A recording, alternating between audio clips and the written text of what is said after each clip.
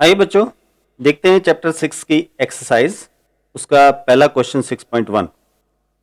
The sign of work done by a force on a body is important to understand. State carefully if the following quantities are positive और negative. देखिए, आपको यहां पे ये find करना है कि इनमें A B C D E में आपको कुछ क्वांटिटीज दी है। वैसे सारी क्वांटिटीज वर्क ही है, तो ये जो वर्क दिया है वो पॉजिटिव रहेगा या नेगेटिव रहेगा, सिर्फ इतना।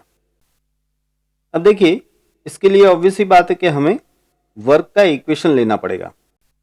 अब जानते हो कि वर्क डब्ल्यू का इक्वेशन है इस तरह से, F D cos theta, right. यहां पे आपको पता है कि एफ यानी कि फोर्स और डी यानी कि डिस्प्लेसमेंट, और थीटा जो है वो फोर्स और डिस्प्लेसमेंट के बीच का एंगल है। दरअसल इस थीटा से ही पूरे क्वेश्चन सॉल्व होने वाले हैं, क्योंकि आपको पता है कि अगर थीटा 0 रहेगा तो ऐसे में कॉस 0 मिलेगा। कॉस 0 यानी कि 1 हो जाता है। लेकिन अगर थीटा 180 डिग्री हो गया तो कॉस 180 यानी कि -1 हो जाता है, तो पूरा आंसर जो है वो माइनस हो जाएगा। अब चलिए, सबसे पहले लेते हैं A. Work done by a man in lifting a bucket out of the well by means of a rope tied to the bucket. यानी कि एक बंदा वेल में से किसी बकेट को ऊपर की ओर खींच रहा है। देखिए, ये है बकेट और इसे ऊपर की ओर खींच रहा है, यानी कि इसमें जो एक्सटर्नल फोर्स वो अप्लाई कर रहा है, वो एक्सटर्नल फोर्स ऑब्वियसली ऊपर की ओर लग रहा है, ठीक है। और इस वजह से इसका डिस्प्लेसमेंट भी ऊपर की ओर होगा, ये तो ऑब्वियस ही बात है, ठीक है। तो ऐसे में ये फोर्स और ये डिस्प्लेसमेंट दोनों एक ही डायरेक्शन में है, तो थीटा हो जाएगा इसमें 0 और cos 0 यानी कि 1, तो ऐसे में आपको वर्क मिल जाएगा पॉजिटिव। तो मैं यहां पे लिख लेता हूं, मैं सिंबॉलिकली लिखूंगा कि वर्क यहां पे होगा पॉजिटिव, ठीक है। देखिए बच्चों, मैं यहां पे आपको पूरे आंसर्स एक्सप्लेन कर दे रहा हूं, लेकिन हर एक आंसर मैं डिटेल में लिख नहीं रहा हूं। आपको डिटेल्ड आंसर जो है वो डिस्क्रिप्शन में पीडीएफ रखी है, उसमें से मिल जाएंगे। ऑलराइट, अब आगे बढ़ते हैं। B, work done by gravitational force in the above case. यानी इसी केस में work done by the gravitational force. अब समझिए, ग्रेविटेशनल फोर्स जो है, इसे एफ जी ऐसा नाम दे रहा हूं मैं। एफ जी यानी बेसिकली एम जी, राइट। तो ये जो है नीचे की ओर लग रहा है और डिस्प्लेसमेंट ऊपर की ओर हो रहा है। बकेट तो ऊपर ही जा रही है, लेकिन ग्रेविटेशनल फोर्स नीचे लग रहा है। तो एफ जी और डी के बीच का एंगल हो गया 180। तो यहां पे इक्वेशन में cos 180 आएगा। cos 180 यानी कि -1, तो पूरा वर्क जो है वो नेगेटिव हो जाएगा। तो इस दूसरे केस में हम कह सकते हैं कि वर्क विल बी नेगेटिव। चलिए, अब C, work done by friction on a body sliding down an inclined plane. अब इसके लिए पहले मैं यहां पे थोड़ी सी जगह बना लेता हूं और ये ले लेता हूं इंक्लाइंड प्लेन। अब देखिए, ये एक ब्लॉक हो गया इंक्लाइंड प्लेन के ऊपर, ठीक है। अब इस ब्लॉक को नीचे की ओर फोर्स लग रहा होगा। मैं ये फोर्स ऐसे यहां पे शो भी कर देता हूं। देखिए, अगर ये एंगल थीटा है और इस ब्लॉक का मास अगर m है, तो आप जानते हो कि इसको सरफेस के पैरेलल नीचे की ओर mg sin थीटा जितना फोर्स लगेगा, ठीक है। और जब ये नीचे स्लाइड कर रहा है तो ऑब्वियस ही बात है कि मोशन की अपोजिट डायरेक्शन में फ्रिक्शनल फोर्स लगेगा। और कहने की जरूरत नहीं है कि इसका डिस्प्लेसमेंट जो है वो ऐसे नीचे की ओर, सरफेस के पैरेलल नीचे की ओर हो रहा है। ये हो गया डिस्प्लेसमेंट डी, ठीक है। अब देखिए, यहां पे क्या कहा है आपको, वर्क डन बाय फ्रिक्शन।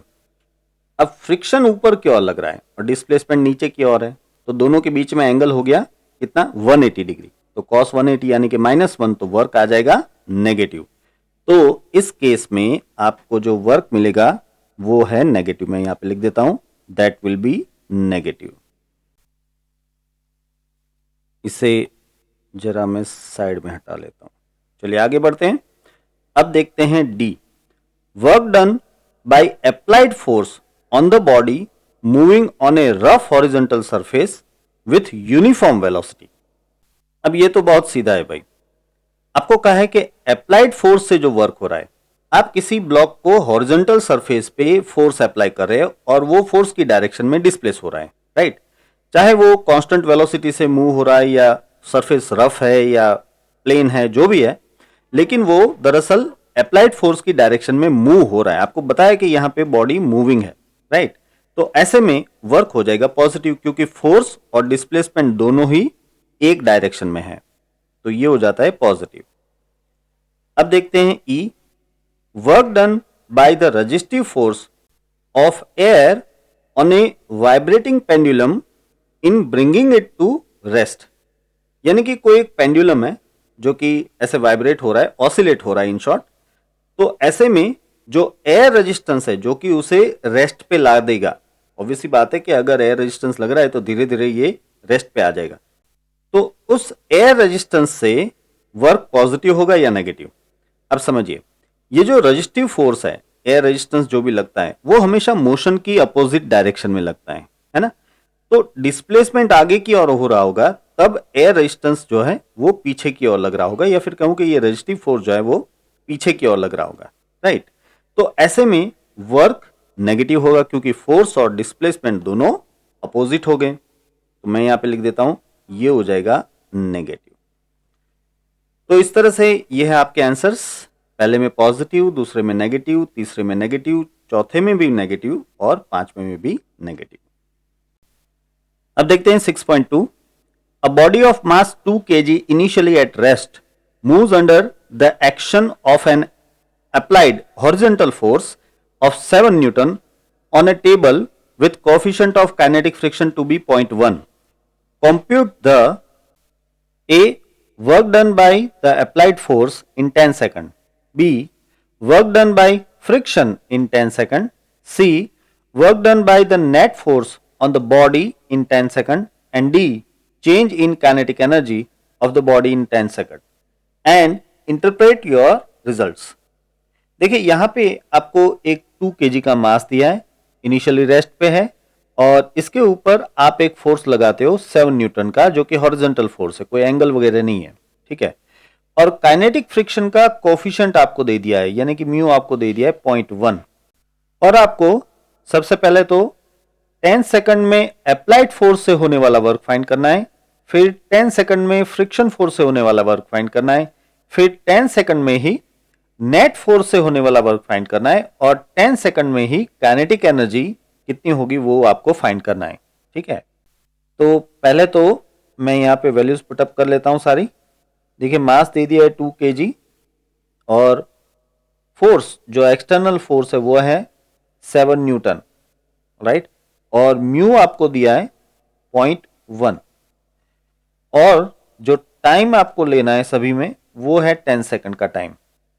अब सबसे पहले तो मुझे इसमें फ्रिक्शनल फोर्स फाइंड कर लेना चाहिए, क्योंकि फ्रिक्शनल फोर्स की हमें जरूरत पड़ेगी। आप जानते हो कि फ्रिक्शनल फोर्स हो जाएगा म्यू एन, है ना, और ये हॉरिजॉन्टल सरफेस है, तो आप ये भी जानते हो कि इसमें N is equal to M g हो जाएगा। अब वैल्यूज पुटअप कर लेते हैं, तो यहाँ पे ये हो जाता है म्यू 0.1, एम की वैल्यू है 2 और जी 9.8 ले लेते हैं, तो ऐसे ये मिल जाएगा 1.96 न्यूटन का फ्रिक्शनल फोर्स, ठीक है। साथ ही नेट फोर्स की भी जरूरत पड़ेगी, तो हम नेट फोर्स, जिसे मैं एफ एन ऐसे नाम दे देता हूं, तो ये हो जाएगा F minus small F, right. और कैपिटल एफ आपको दे दिया है 7 न्यूटन माइनस ये 1.96 है, ठीक है। तो ये मिल जाता है आपको 5.04 न्यूटन। ये हो गया नेट फोर्स एफ एन। अब इसी नेट फोर्स से एक्सलेशन भी फाइंड कर लेते हैं। Acceleration a is equal to F N upon mass M, और ये हो जाता है 5.04 डिवाइड बाई 2, राइट। तो ये मिल जाएगा 2.52 मीटर पर सेकंड स्क्वायर। देखिए यहाँ पे जो फोर्स लग रहा है उसकी वजह से कांस्टेंट एक्सेलरेटेड मोशन होने वाली है, तो ऑब्वियसली बात है कि हमें एक्सेलेरेशन तो चाहिए। अब इस एक्सेलेरेशन की वजह से 10 सेकंड में होने वाला डिस्प्लेसमेंट फाइंड करते हैं हम। इसमें कांस्टेंट एक्सेलरेटेड मोशन का equation d is equal to v0t plus 1/2 AT square equation use करेंगे हम। यहाँ पे V0 तो 0 है, इनिशियल वेलोसिटी कुछ है नहीं, 1/2 A यानी कि 2.52 और जो टाइम है वो है 10 सेकंड, उसका स्क्वायर। तो इस तरह से ये डिस्प्लेसमेंट आपको मिल जाएगा 126 मीटर। राइट, तो ये हो गया डिस्प्लेसमेंट। अब हम वन बाय वन जो चीजें मांगी है वो फाइंड कर लेते हैं। सबसे पहले फाइंड कर लेते हैं हम work done by applied force, इसे मैं W1 नाम दे देता हूं। यहां पे इक्वेशन आ जाएगा FD cos थीटा, बट इसमें cos थीटा में थीटा इजकल टू हो जाएगा 0, क्योंकि समझिए जिस डायरेक्शन में फोर्स लगा है, अप्लाइड फोर्स जिस डायरेक्शन में लगा है उसी डायरेक्शन में डिस्प्लेसमेंट हो रहा है, तो एंगल हो जाएगा 0, तो cos 0। अब F की वैल्यू लिख लेते हैं, तो F की वैल्यू दी है 7 न्यूटन और जो D है 126 है और cos 0 यानी कि 1, तो इस तरह से ये आपको मिल जाएगा 882 जूल। ये हो गया पहला वर्क W1। ऑलराइट, ये है पहले क्वेश्चन का आंसर, इसे ब्रैकेट कर लेता हूं। अब ले लेते हैं हम second answer, work done by friction, इसे मैं W2 नाम दे देता हूं और इसमें इक्वेशन आ जाएगा FD cos 180। समझिए फ्रिक्शन और डिस्प्लेसमेंट हमेशा अपोजिट डायरेक्शन में ही रहेंगे, है ना। डिस्प्लेसमेंट आगे हो रहा है और फ्रिक्शन पीछे की ओर लग रहा है। अब यहाँ पे फ्रिक्शन जो है वो है 1.96 न्यूटन और D जो है डिस्प्लेसमेंट वो हमें मिल गया 126 मीटर और cos 180 यानी कि हो जाएगा -1। ऑलराइट, तो इससे आपको ये वर्क W2 मिल जाएगा -247 जूल। ठीक है, -247 जूल, ये है हमारा दूसरा आंसर। अब आगे बढ़ते हैं हम और फाइंड करते हैं C, work done by net force, इसे मैं W नाम दे देता हूं, तो W is equal to W1 plus W2 हो जाएगा, है ना। और अब W1 है यहाँ पे 882 माइनस W2 है 247, तो ये हो जाएगा 635 जूल। तो नेट फोर्स से जो वर्क होगा वो है 635 जूल। वैसे आप इसे W is equal to F net into D into cos 0 लेके भी सॉल्व कर सकते हैं और यही आंसर आएगा। राइट, अब देखते हैं D, change in kinetic energy. अब देखिए चेंज इन काइनेटिक एनर्जी जो है यानी कि डेल्टा K, इसे हम लिख सकते हैं K माइनस K0। देखिए K यानी कि 1/2 mv स्क्वायर हो जाएगा और K0 यानी कि 0, बिकॉज ऑब्जेक्ट पहले रेस्ट पे था, तो इनिशियल काइनेटिक एनर्जी तो 0 हो जाएगी। अब ये 1/2 m, अब देखिए v स्क्वायर, इसके लिए हम कांस्टेंट एक्सेलरेटेड मोशन में से एक इक्वेशन लेते हैं, v is equal to v0 plus AT। Right, अब इसमें v0 तो 0 है, तो क्या बचेगा, ये बचेगा AT। तो यानी कि v स्क्वायर इजकल टू मैं लिख सकता हूं यहाँ पे a square and t square. अब इसी इक्वेशन से हम डेल्टा K फाइंड कर पाएंगे, तो अब लिख लेते हैं हम delta K is equal to 1/2 m यानी कि मास कितना है 2 kg और फिर a स्क्वायर। अब देखिए a यानी कि एक्सलेशन जो है वो हमें 2.52 मिला है, उसका स्क्वायर, और फिर t स्क्वायर यानी कि टाइम का स्क्वायर जो कि है 10 सेकंड। अब इसे सॉल्व करें हम तो हमें मिल जाता है 635 joule. Delta K is equal to 635 joule. अब यहां से एक बड़ा कंक्लूजन निकल पा रहा है, आप देख पा रहे हो। मैं पहले इस आंसर को ब्रैकेट कर लेता हूं। देखिए यहां पे जो वर्क था वो भी 635 जूल था और ये चेंज ऑफ काइनेटिक एनर्जी भी 635 जूल आ रही है, यानी कि W is equal to delta K मिल रहा है। इसका मतलब ये हुआ कि यहां पे वर्क एनर्जी थियरम ओबे हो रहा है।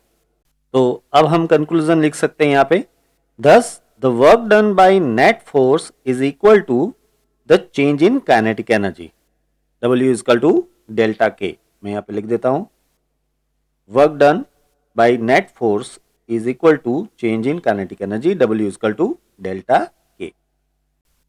चलिए अब देखते हैं question 6.3। Given in figure 6.11 are examples of some potential energy functions in one dimension. The total energy of the particle is indicated by a cross on the coordinate axis. In each case, specify the region, if any, in which the particle cannot be found for the given energy. Also indicate the minimum total energy the particle must have in each case. Think of simple physical context for which these potential energy shapes are relevant. देखिए आपको mainly यहाँ पे ये V versus X का graph दिया है, यानी कि पोटेंशियल एनर्जी वर्सेस डिस्प्लेसमेंट का ग्राफ दिया हुआ है। सभी ग्राफ वही है, ठीक है। अब इस V की एक्सिस में आपको ऐसे क्रॉस करके E यानी कि टोटल एनर्जी या फिर कहें कि मैकेनिकल एनर्जी आपको दिखाई गई है। देखिए इस ग्राफ में भी यहाँ पे ऐसे क्रॉस करके E यानी कि मैकेनिकल एनर्जी आपको दिखाई गई है। अब आपको हर एक केस में ये फाइंड करना है कि किस रीजियन में पार्टिकल नहीं हो सकता है। Specify the region in which the particle can not be found for the given energy. तो आपको ऐसा रीजियन फाइंड करना है जहां पे पार्टिकल नहीं हो सकता है। अब सवाल ये है कि पार्टिकल नहीं हो सकता है, ये हमें कैसे पता चलेगा? इसका लॉजिक बहुत सिंपल है। देखिए किसी भी पार्टिकल की काइनेटिक एनर्जी कभी नेगेटिव नहीं हो सकती। Kinetic energy of any particle can not B negative. अगर किसी जगह पे एनर्जी वाइज किसी जगह पे कह रहा हूं, अगर आपको काइनेटिक एनर्जी नेगेटिव मिल रही है तो आप कह सकते हो कि उस रीजन में काइनेटिक एनर्जी नेगेटिव है, तो ऐसे में पार्टिकल नहीं हो सकता। याद रहे कि हम काइनेटिक एनर्जी एक इक्वेशन से फाइंड कर सकते हैं जो कि है K is equal to E minus V, है ना। आप जानते हो कि E यानी कि mechanical energy is equal to kinetic energy plus potential energy V। तो इसमें से kinetic energy K is equal to mechanical energy E minus potential energy V हम लिख सकते हैं। अब इसी इक्वेशन का यूज करके हम हर एक सिचुएशन में, हर एक केस में ये फाइंड करेंगे कि किस रीजन में काइनेटिक एनर्जी पॉजिटिव जा रही है और किस रीजन में काइनेटिक एनर्जी नेगेटिव जा रही है। अगर कहीं भी काइनेटिक एनर्जी नेगेटिव है तो हम कह देंगे कि उस रीजन में पार्टिकल नहीं हो सकता।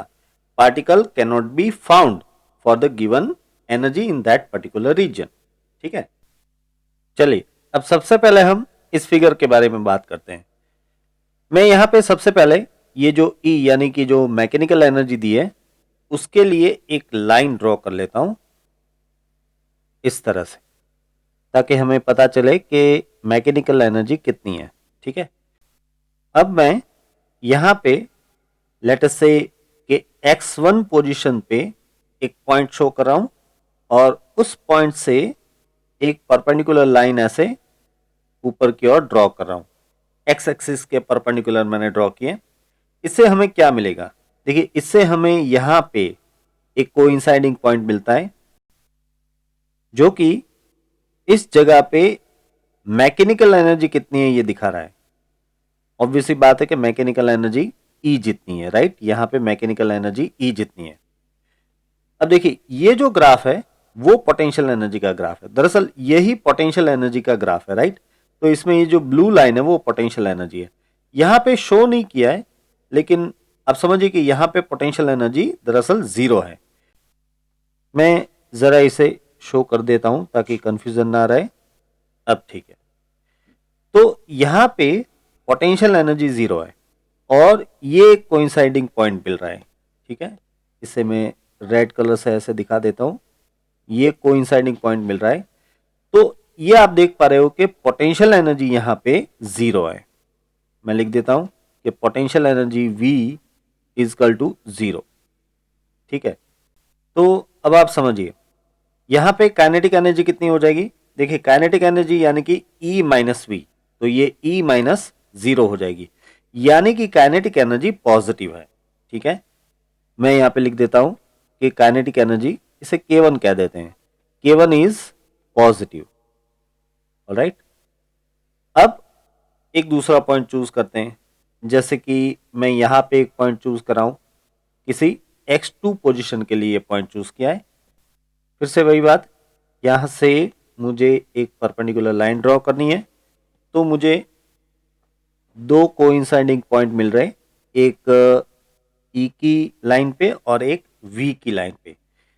तो ये जो कोइंसाइडिंग पॉइंट है वो क्या डिस्प्ले कर रहा है, वो डिस्प्ले कर रहा है मैकेनिकल एनर्जी, और ये जो कोइंसाइडिंग पॉइंट है वो डिस्प्ले कर रहा है पोटेंशियल एनर्जी। ठीक है, अब यहां पे देखने लायक बात यह है कि पोटेंशियल एनर्जी जो है वो ज्यादा है। देखिए, मैकेनिकल एनर्जी से पोटेंशियल एनर्जी ज्यादा है कि नहीं। ये पोटेंशियल एनर्जी दरअसल इतनी है, V0 जितनी। हम यहाँ पे लिख सकते हैं कि V is equal to V0, और V0 E से ज्यादा है, आपको दिख रहा है, यहाँ पे ही दिख रहा है कि V0 जो है E से ज्यादा है। तो ऐसे में kinetic energy is equal to कितना हो जाएगा, E माइनस V0, और वो ऑब्वियसली नेगेटिव आएगा, राइट। तो यहां पे काइनेटिक एनर्जी, जिसे मैं K2 नाम दे देता हूं, तो K2 विल बी नेगेटिव।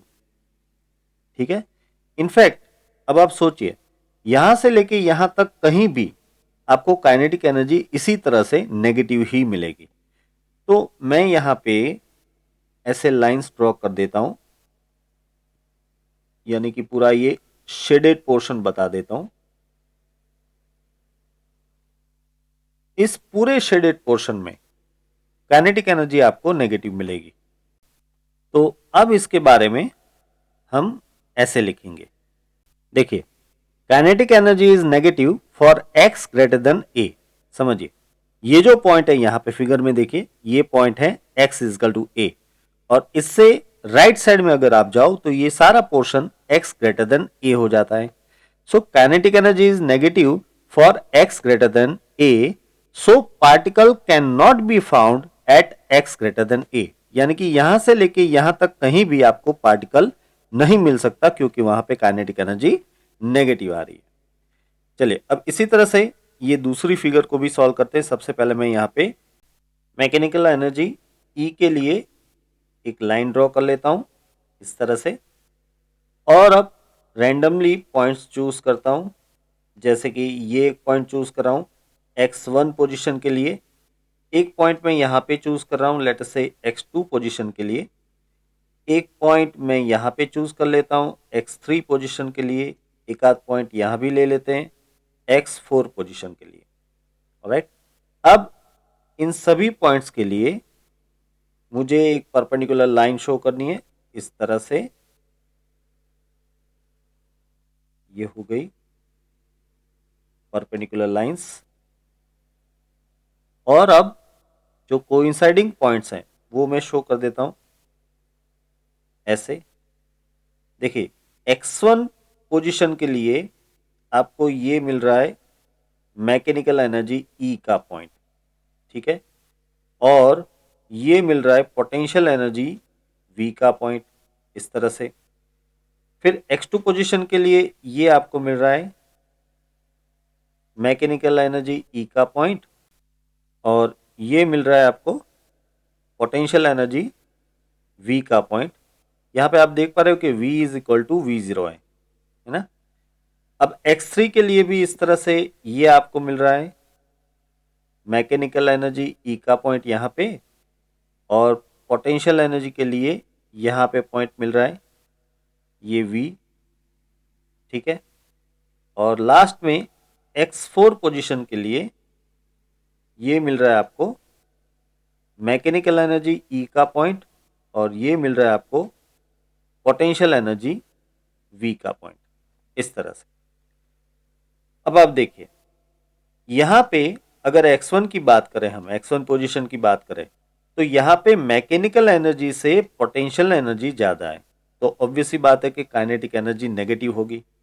यहाँ भी वही हाल है, यहाँ भी मैकेनिकल एनर्जी से पोटेंशियल एनर्जी ज्यादा है तो काइनेटिक एनर्जी नेगेटिव, यहाँ भी वही होने वाला है काइनेटिक एनर्जी नेगेटिव, और यहाँ भी वही होने वाला है कि काइनेटिक एनर्जी नेगेटिव।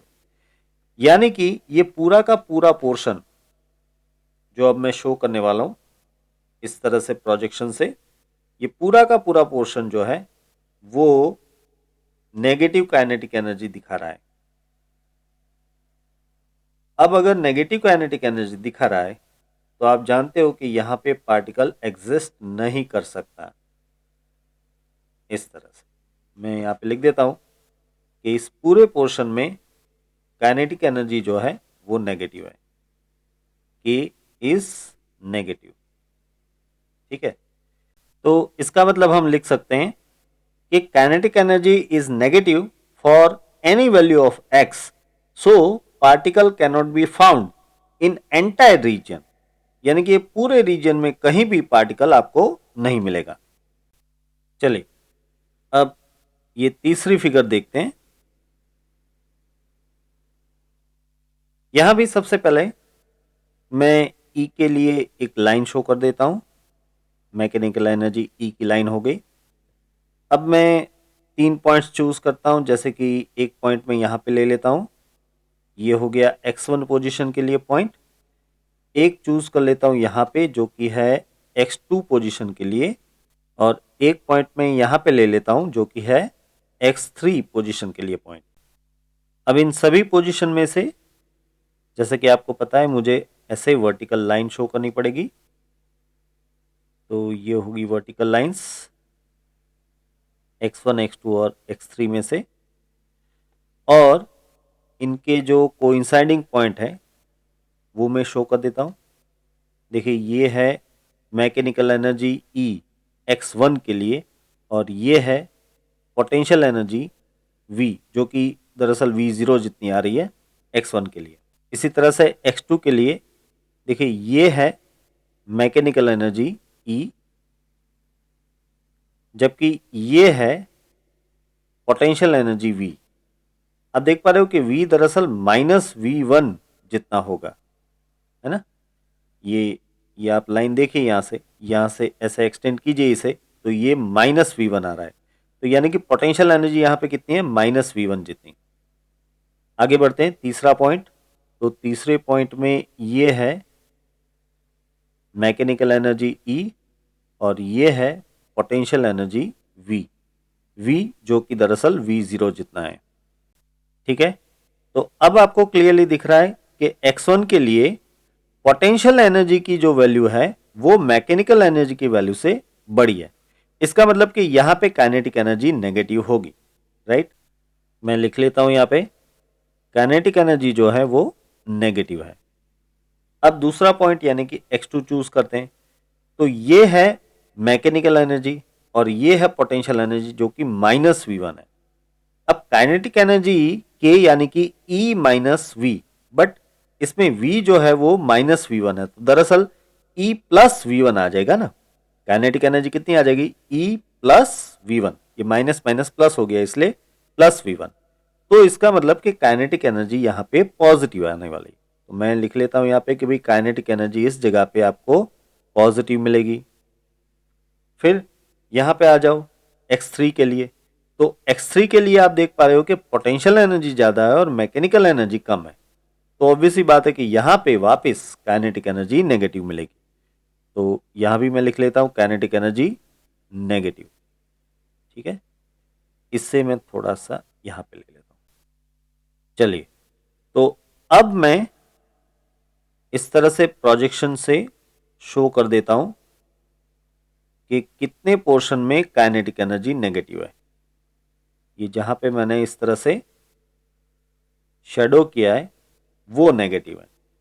मैं लिख लेता हूं कि इस पूरे रीजियन में काइनेटिक एनर्जी नेगेटिव है, फिर बीच में पॉजिटिव है, और वापस यहां पे काइनेटिक एनर्जी नेगेटिव है। तो अभी इसे किस तरह से लिखेंगे आप कि x लेस देन a के लिए काइनेटिक एनर्जी नेगेटिव है और उसी तरह से x ग्रेटर देन b के लिए काइनेटिक एनर्जी नेगेटिव है। समझ रहे हैं आप। देखिए ये a पॉइंट है, तो यहां पे x लेस देन a होगा, तो इस पूरे रीजियन में x लेस देन a में आपको काइनेटिक एनर्जी नेगेटिव मिल रही है, और यहां पे ये b पॉइंट है, तो ये पूरा portion x greater than b हो जाएगा, तो इस रीजन के लिए भी आपको काइनेटिक एनर्जी नेगेटिव मिल रही है।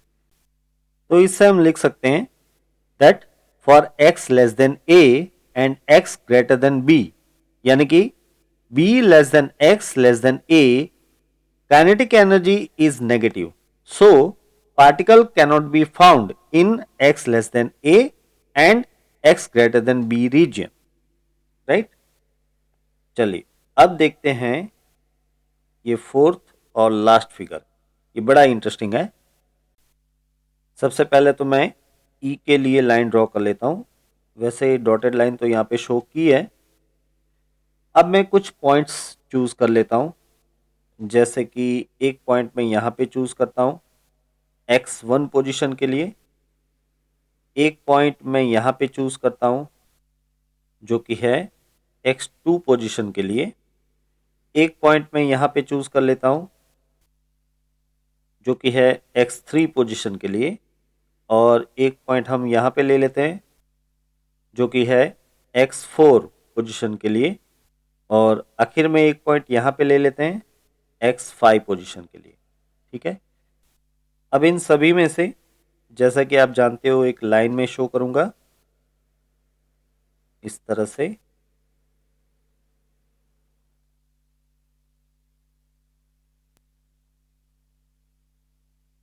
सभी पॉइंट्स में से मैं एक परपेंडिकुलर लाइन बता रहा हूं ऐसे, और अब सभी पॉइंट में मैकेनिकल एनर्जी और पोटेंशियल एनर्जी के पॉइंट्स में शो कर देता हूं। देखिए x1 पे ये आएगा मैकेनिकल एनर्जी का पॉइंट और ये आएगा पोटेंशियल एनर्जी का पॉइंट, राइट? लिख लेते हैं हम यहाँ पे, ये है मैकेनिकल एनर्जी, ये है पोटेंशियल एनर्जी। अब देख पा रहे हो कि यहाँ पे मैकेनिकल एनर्जी से पोटेंशियल एनर्जी जो है वो कम है, तो ऑब्वियस सी बात है कि काइनेटिक एनर्जी यहाँ पे पॉजिटिव आएगी। मैं यहाँ पे लिख लेता हूँ kinetic energy will be positive. ठीक है, आगे बढ़ते हैं x2 पॉइंट के लिए। तो x2 पॉइंट में ये है मैकेनिकल एनर्जी और ये है पोटेंशियल एनर्जी, ये पोटेंशियल एनर्जी और ये मैकेनिकल एनर्जी। तो आप देख रहे हो कि यहाँ पे मैकेनिकल एनर्जी कम है और पोटेंशियल एनर्जी ज़्यादा है, तो ऑब्वियस सी बात है कि काइनेटिक एनर्जी कैसी हो जाएगी, नेगेटिव हो जाएगी। तो यहाँ पे काइनेटिक एनर्जी मैंने लिख ली नेगेटिव।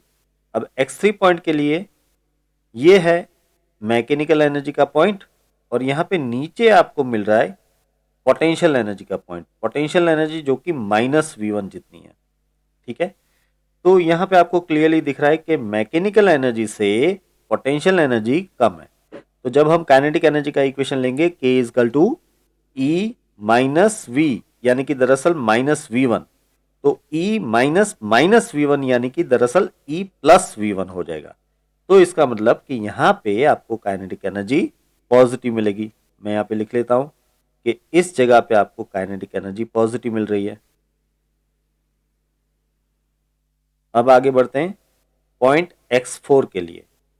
तो ये हो गई मैकेनिकल एनर्जी, यानी कि मैं लिख लेता हूँ E, और ये हो गई पोटेंशियल एनर्जी यानी कि V। देख रहे हो आप कि यहाँ पे पोटेंशियल एनर्जी ज़्यादा है, मैकेनिकल एनर्जी कम है, तो ऑब्वियस सी बात है कि यहाँ पे काइनेटिक एनर्जी आपको नेगेटिव मिलेगी। तो मैं लिख लेता हूँ kinetic energy will be negative. अब आखिरी पॉइंट, तो ये है मैकेनिकल एनर्जी E और ये है पोटेंशियल एनर्जी V।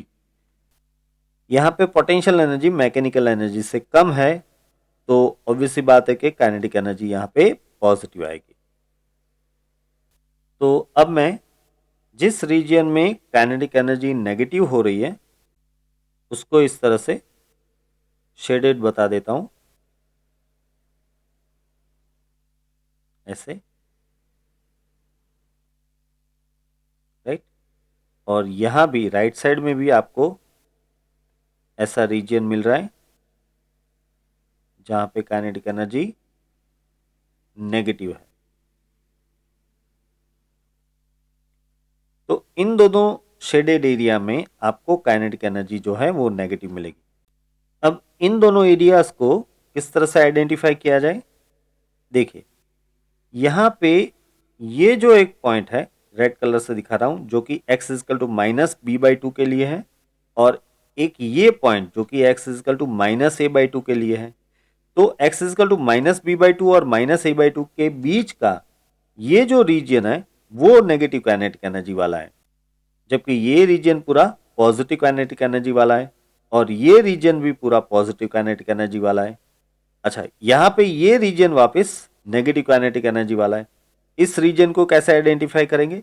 देखिए ये जो पॉइंट है ना, मैं यहाँ पे शो कर देता हूँ, ये पॉइंट दरअसल a/2 का है और ये पॉइंट b/2 का है। यानी कि ये point x is equal to a/2 और ये दूसरा point x is equal to b/2 का है। तो x इजकल टू a/2 से लेके x इजकल टू b/2 के बीच में इस पोर्शन में आपको काइनेटिक एनर्जी नेगेटिव मिल रही है, जबकि इस रीजन में वापस काइनेटिक एनर्जी आपको पॉजिटिव मिल रही है। तो अब हम लिख लेते हैं यहाँ पे kinetic energy is negative in -b/2 less than x less than -a/2 as well as in a/2 less than x less than b/2 region. यानी कि ये जो रीजन है और ये जो रीजन है, इन दोनों रीजन में काइनेटिक एनर्जी नेगेटिव है। So particle cannot be found in -b/2 less than x less than -a/2 region and a/2 less than x less than b/2 region also। ठीक है, चलिए अब देखते हैं question 6.4। The potential energy function for a particle executing linear simple harmonic motion is given by vx is equal to kx²/2, यानी कि vx is equal to 1/2 kx², where k is the force constant of the oscillator. For k is equal to 0.5 Newton per meter, the graph of Vx versus x is shown in the figure. यहाँ पे है ये figure, ये है Vx की axis और ये है x की axis. Show that a particle of total energy 1 joule moving under this potential must turn back when it reaches x is equal to plus और माइनस 2 मीटर। देखिए इसका मतलब क्या हुआ? इसका मतलब ये हुआ कि एक particle simple harmonic motion execute कर रहा है। पहले तो आपको ये पता होना चाहिए कि सिंपल हार्मोनिक मोशन यानी क्या। देखिए इसके लिए जरा ये फिगर देखिए। इस फिगर में ये एक स्प्रिंग है और ये एक ब्लॉक से जुड़ी हुई है और ये ब्लॉक इस फ्रिक्शनलेस सरफेस के ऊपर रखा हुआ है। अभी यहाँ पे जो इसकी पोजीशन है वो न्यूट्रल पोजीशन है, यानी कि यहाँ पे कोई भी खिंचाव या तनाव कुछ भी नहीं है। इसे हम इसकी मीन पोजीशन यानी कि x इजकल टू 0 कहेंगे। अब अगर आप इसे इस तरफ खींचते हो तो ये पॉजिटिव x हो गया, राइट, और अगर आप इसे इस तरफ खींचते हो तो ये नेगेटिव x साइड हो गई, राइट। अब समझिए, अगर आप इस ब्लॉक को ऐसे बाहर की ओर यानी कि पॉजिटिव x डायरेक्शन में खींच के छोड़ दोगे तो क्या होगा? ये ऐसे ऑसिलेट करेगा, इस तरह से ऑसिलेट करेगा, यानी कि ये x की पॉजिटिव साइड में भी जाएगा और फिर x की नेगेटिव साइड में भी जाएगा और इस तरह से ऑसिलेट करेगा। मैंने आपको पहले कह दिया कि यहाँ पे फ्रिक्शन नहीं है, एज्यूम करो कि फ्रिक्शन नहीं है। तो ये जो मोशन हो रही है वो x इजकल टू 0 के आसपास यानी कि टू एंड फ्रो हो रही है, राइट, और लीनियर हो रही है, एक डायमेंशन में हो रही है, वन डायमेंशन में हो रही है। तो इस तरह की मोशन को कहते हैं linear simple harmonic motion, right. तो अब इस सिंपल हार्मोनिक मोशन के लिए पोटेंशियल एनर्जी का जो ग्राफ है वो इस तरह से दिया है। जब ये x इजकल टू प्लस की तरफ जाता है तब पोटेंशियल एनर्जी इस तरह से राइज होती है, जब ये x इजकल टू माइनस की तरफ जाता है तब भी पोटेंशियल एनर्जी इस तरह से राइज होती है। बट ऑब्वियसली बात है, अगर आप इसे खींचोगे तो भी पोटेंशियल एनर्जी बढ़ेगी, अगर आप इसे कंप्रेस करोगे तो भी पोटेंशियल एनर्जी तो बढ़ेगी। तो यही आपको यहाँ पे दिख रहा है। इसमें k की वैल्यू आपको 0.5 दे दी है, k की वैल्यू यानी कि ये जो स्प्रिंग है उसका स्प्रिंग कांस्टेंट। अब क्वेश्चन ये है कि अगर पार्टिकल की टोटल एनर्जी 1 जूल हो तो आपको ये प्रूव करना है कि ये जो ऑब्जेक्ट है, ये जो पार्टिकल है, वो x इजकल टू +2 और x इजकल टू -2 से वापस आ जाता है, यानी कि ये x इजकल टू +2 से आगे नहीं जा सकता और इसी तरह से x इजकल टू -2 से भी आगे ये नहीं जा सकता। अब इसे कैसे प्रूव करेंगे हम? देखिए इसका लॉजिक बहुत सिंपल है, वही बात जो हमने 6.3 में डिस्कस की थी, वो कि काइनेटिक एनर्जी किसी भी हाल में नेगेटिव नहीं हो सकती है, काइनेटिक एनर्जी मिनिमम 0 हो सकती है।